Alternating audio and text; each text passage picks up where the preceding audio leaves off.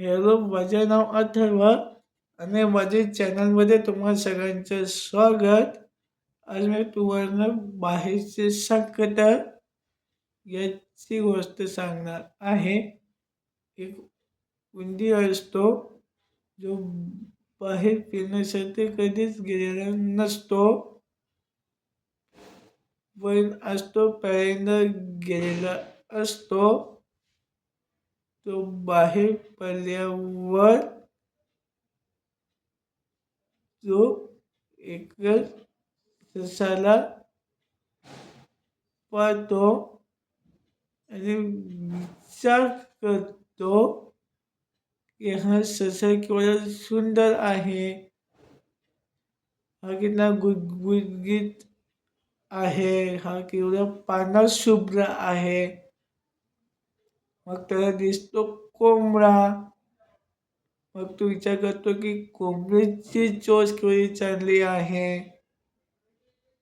मग त्याला दिसते मांजर.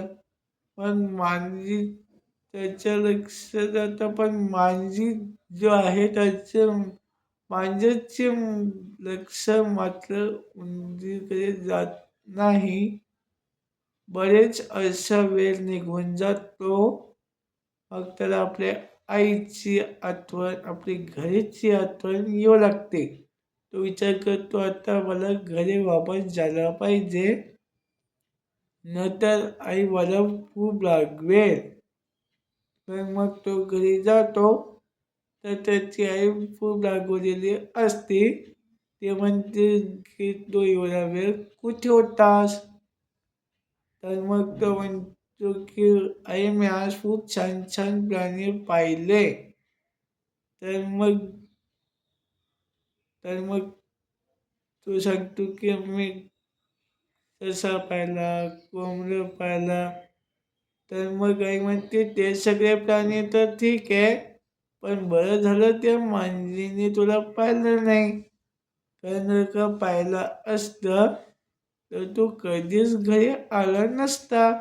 कारण ती आपली सबसे मोठी शत्रू आहे.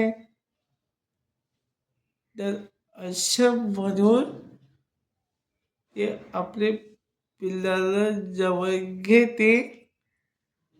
या गोष्टीतून आपल्याला हे शिकायला मिळतं की आपले मित्र कोण आणि शत्रू कोण हे ओळखणं गरजेचं असतं. अशी होती बाहेरचे संकट याची गोष्ट. बाय.